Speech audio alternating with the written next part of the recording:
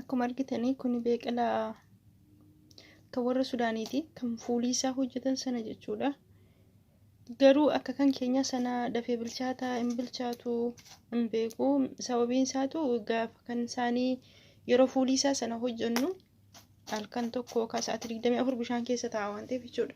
Ashamaa harka fuunee nageenyi koo kan jaalaa kan kabajaa bakka jirtanitti isiniif haa baay'atu. Obboleeyyan kiyya jaalatamuu fi kabajamoo ilmaan Oromoodha warreen afaan koo dhageessan. Hordoftoonni boonee intartimantii guutuu addunyaa irratti warri argamtan nageenyi kan koo kan jaalaa kan kabajaa bakka jirtanitti isiniif haa baay'atu. Akkam jirtu nagaa keessan ana obboleettiin keessan boonee intartimantii nagaa kootii galanna rabbiif haa ta'u.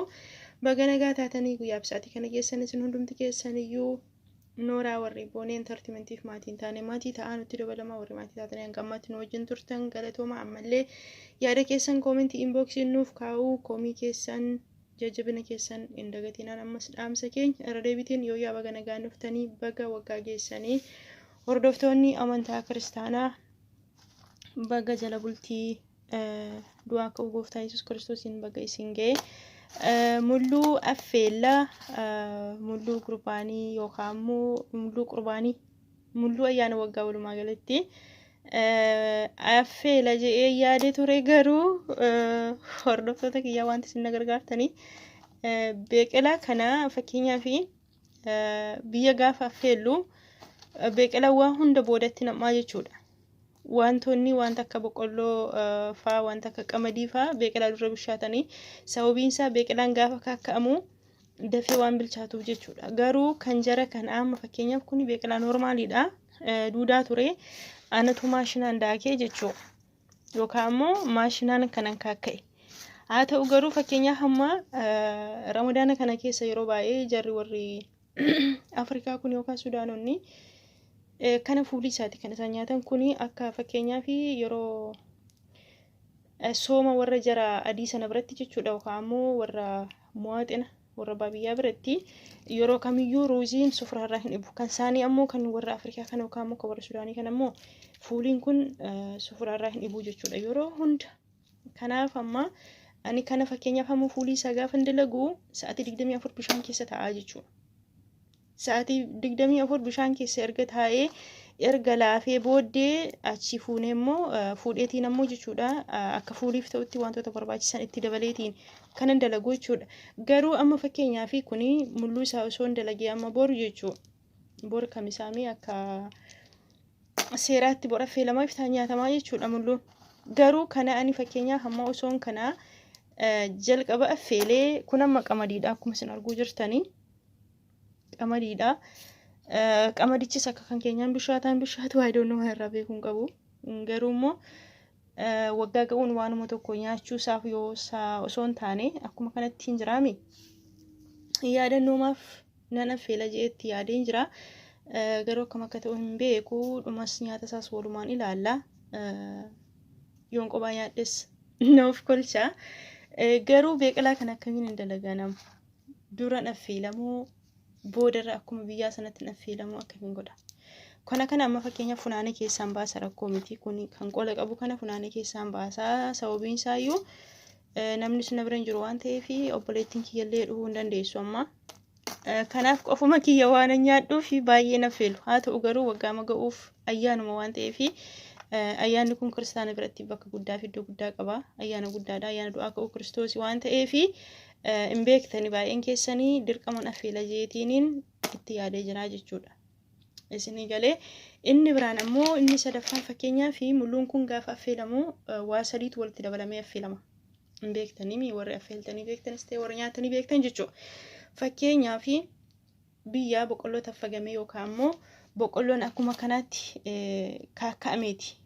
Namni baaburatti yookaan hobcootti dhiyoo jiru hobcootti kaakkata boqqolloo garuu nuti yeroo biyya jirru hin taffaqnaa jechuudha. Taffaqnee qola isaa sanarraa kaasnee cabsinee dura boqqolloo sana affeellee irraa qamadiitti daballee irraa kanatti dabalatu irree jechuudha. Garuu boqqolloon asii suni boqqolloo shifii sana inni yoo kaakka'ameyyuu hin daakama.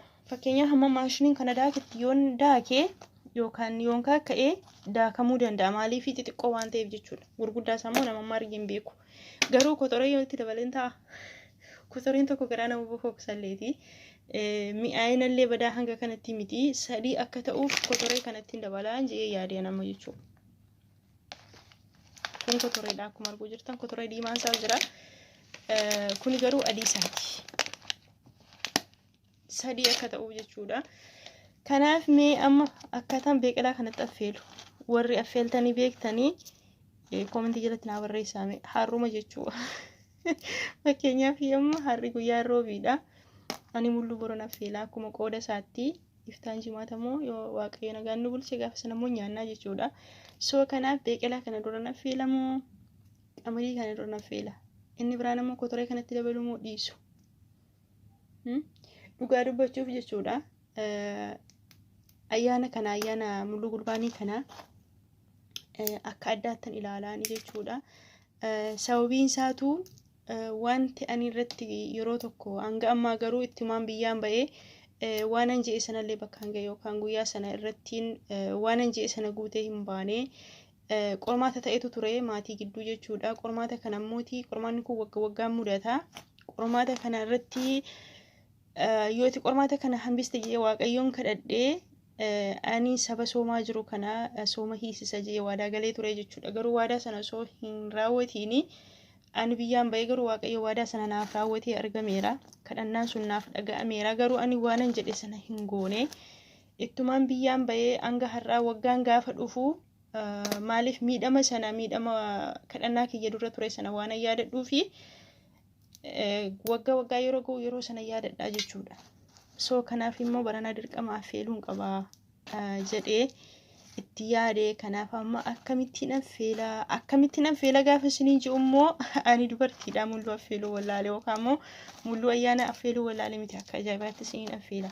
Wanta biyyaa nyaatamu hanga haraqee hanga farsootti yoo barbaadan isa kana tokko faaratti isiniif hin godhaa jechuudha. Laakiin ammoo beeqilaan kuni asittoo hin jabaata. Guyyaa 2 bishaan keessa tura. Halkan tokko guyyaa tokko bishaan keessa jira. Achii booda kanaan fuulli isaa dalaguu jechuudha. Isinii galee amma garuu amma fakkeenyaaf kanaaf yoon godhee akka kan biyyaa sanatti dafee bishaa taa'ee dura wanti jedhu gaaffii kiyya jechuudha.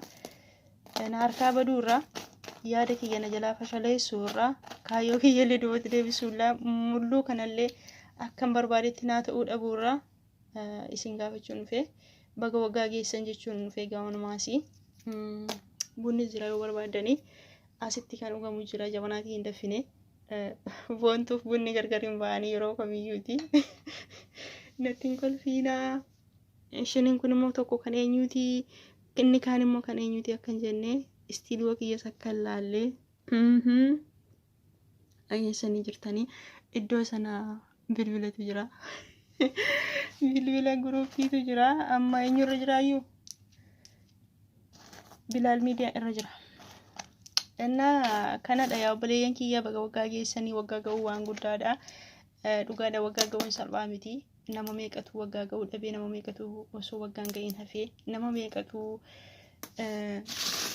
guyyaa kana osoo hawwuu nama meeqatu ramadaana kana osoo hin ga'iin nama meeqatu xoomii kana osoo hin ga'iin nama meeqatu lubbuutiin darbee nama meeqatu immoo du'ee owwaalcha dhabee nama meeqatu wal dhabee kaan du'aan kaan dhukkubsatee siriirraa. Kanaaf waggaa ga'uun salphaa fakkaata malee waggaa ga'uun salphaa miti. Dhugaa dubbachuuf ammas waggaa ga'uun salphaa miti. Kan waggaan nama ga'u waaqayyo. Kanaaf wanti waggaa keessaa wanti guyyaan sun barbaadu immoo hamma umni ofii danda'etti amma fayyaa qabanitti haalli namaa mijata taanaan bakki jiran namatti tola taanaan bakki jiran firiidha taanaanii wanta barbaachisu sanan argatama taanaan yoo godhanii nyaachuu yoo baatan iyyuu waan guyyaan sun barbaadu yoo go'anii keessi ofii nama gammadaa jechuudha. Isinii galee anama fakkeenyaaf yeroo baay'ee ijoollee baay'een ba'anii ayyaana kan dabarsan maali isa kanarratti badaa guggutiin qabu yookaan immoo badaa keessi kiyya akkan ba'ee maal jedhuuf yoon ba'ees natti tola yoon hafes nan kaffa'u jechuudha. Sababiin isaatu fayyaatti amana waan ta'eef fayyaa ga'ee waggaa ga'uun kiyya waa tokko darbee immoo wanti bakkeetti dabarsu sana manatti nagaa qaba taanaan jarri ani bira dalagu sun sammuu kiyya naa eegu saanaan jeeqiin hin jiru saanaan nagaan qaba saanaan manni sun nagaa qaba taanaan anis nagaa qaba taanaanii badaa hanga kanatti wanti badaa namtini jiru hin jiru jechuudha. Wanti na kaffa'u hin jiru galanni waaqayyoof haa ta'u. Inumaa ani ayyaana badaa na hin kaffa'u. Badaa guutummaa guututti ibbaan dhibbatti nan kaffa'u jechuu nan danda'a. Sababiin isaatu yeroon biyyaa ba'e sana akkamitti akkam biyyaa ba'e sanaa fi maaliif akkam biyyaa ba'e sana waan yaadadhuu fi duras maal akkan ture waan beekuu fi anatu dhufee waan jirutti sammuun kiyya amanaa jechuudha. Anatu biyyaa ba'e waan biyyaa ba'ee fi siin qaba waan jirutti sammuun kiyya waan amanuu fi dhugaa dubbachuuf ayyaanni waggaa badaa nan kafu guutummaa guutuutti nan kafu jechuu nan danda'an. Ayyaanota jiran keessa garuu xinnu kan baay'inatti wanti ni jiru yoo jiraate iyyuu ayyaana gannaadha. Sababiin isaa guyyaa sana baaziriin akka addaa fi akka ajaa'ibaatti waan dabarsuu fi wantoota guyyaa sana barbaachisan yookaan wantoonni guyyaa sun qaban waan akka nyaata maalii kana yeroo sana ittiin taa'ee waan nu kadhatuuf guyyaa tokko na yaadattu waan inni jiru jecha faazirii kiyyaa fayyaadadha walitti qabama keenya guyyaa sanaaf fayyaadadha yeroon sun hin jiru guyyaa kana yaadadhu jechuu kiyyaa osoo hin taane ayyaana irratti yeroo baay'ee natti dhaga'amu tokko isa kana nattuun dhaga'amu jechuudhaan danda'a maaliif akkuma amma isiniin jee anatu dhufeetti amanaa waan ta'eef jechuudha natu ba'ee dhufe akka waan hundumti kana booda jiru beeka akka waan nama yaadus beeka akka biyya yaadus beeka akka waan hundumti na barbaachisus beeka kanaaf iyyuu badaa hanga kanatti miti garuu fayyaatti waan amanuuf ammoo amma danda'amee wanti guyyaan sun qabu yoon godhes sammuu kiyyaa boqota waan ta'eef nyaachuu isaarrayyuu jechuudha. Kana isiniin jedha hordoftoota kiyyaa kanaaf amma mul'uu kana akkamittiin affeelaa warri affeeltanii beektan biyya ormaa teessanii warri affeeltanii beektanii baaqelaa sargattanii qamadii sargattanii waan sadaffaa sanuu maalitti hidhaatanii natti hima. Kotoreen kun haa hafumoo itti dabaluu xiqqooma jechuun jira miti sadii akka guutuuf jechuudha. Sadii hordoftoonni waa biraa akkasitti hin fakkaanne sadii hin beektani sadii maaliin akka fakkeeffamu kanaaf waan haraa miti sadii maqaa abbaa ilmaa afur qulqulluutti fakkeeffama kanaaf iyyuu sadii mata'ee haa affeelamuudha malee dirqamas ta'uu dhiisuu danda'a kanaaf dhiisumoo itti dabalu kanaaf uummanni biraan ammoo kana dura affeelumoo kana dura bishaan galchumoo akkumaan bulluqa galchu Inna funaana sammuu kootaa na gargaara. Kanan funaana natti fakkaate. Laa kanan funaana somtaanii kanan funaana sababiin isaa kan turre xiqqaate jechuudha. Duudaa isaa jechuudha. Inna kanan isiniin jedhaa fuuluntiin jiraas gurguddaadha. Beeqilaan jira baay'ee gurguddaadha akka beeqilaa keenyaa miti. Arguu jirtanisa. Beeqilaan kiyya baay'ee xixiqqoodha. Kan isaanii garuu furdataa jechuudha. Maaliif akka ta'e hin beekan. Inna kanadha. Maatiiwwan kiyyaa viidiyoon har'aa kanuma fakkaata hanga viidiyoo biraatii walitti deebinutti nagaannaaf tura baay'ee isiniin jaalladha baay'ee isiniin kabaja dhugaa dubbachuuf ammoo waan baay'ee hojjechuuf waan baay'ee dalaguuf hawwii kiyyaa garuu rakkinni kiyya inni guddaanii kaameraamaaniitu na rakkisa dhugaadha viidiyoo diraamaas ta'ee wanta tokko ofii kiyya lama ta'ee sadii ta'ee hojjechuu nan danda'an ture garuu dhugaadha waan baay'ee hojjechuuf sammuu kiyya jira hawwii kiyyasi garuu haalichatu badaa namaan mijatu yeroo hundaa bakka tokko taa'anii iddoo tokko taa'anii waan tokko hojjechuuf immoo namnillee badaa hanga kanatti sappoortii naman godhu hundumaaf iyyuu waaqayyo guyyaa qaba guyyaan isaas eebbaa qaba waa hundaaf iyyuu haala nuuf haa mijeessu akkuma kanattis waaqayyoon chaanaalii keenya nuuf haa guddisu gati hirriba keenya gati dadhabbii keenya waaqayyo lafatti hin balleessini nama guddatee nama bor waa biraarraa argatee hawaasa sirraa gargaaree ofii sirraa gargaaramee nama galata walii deebisu waaqayyo nu haa godhu nu hunda keenya iyyuu kanaaf isin hundi keessan iyyuu jaalatamtoota baga waggaa geessanii isiniin jedha geessanii jirtan atoomaaf hin mul'attu akkanaan hin jenne yeroo hunda waan argatanii fi har'a beeqilaama kiyya ilaalaa waan ayyaanaa ilaalaa isiniin jeeti.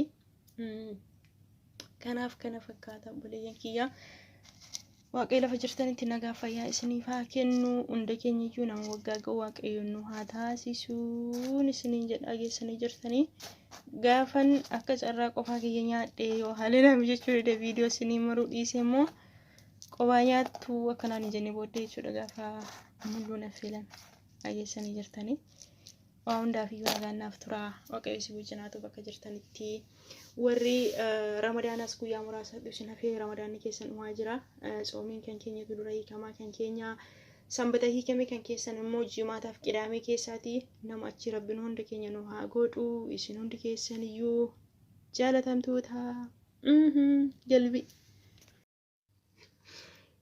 an footoo si kaasan jiru bar viidiyoo si wala sila biskutti baasanii footoo ka'u biskutti baasa hibba guree sabik سواكو سبت كده بيقلا جوزا ما ليشو أما تنيا شوفتمو وجي نغرغارو وفتمو هذا كوجي من مدامي كويونغا مانيا واق أنا فوتو سيكا سنجر وان سي فيديو سوا أنتم زحمة والله شو هذا قدبوكو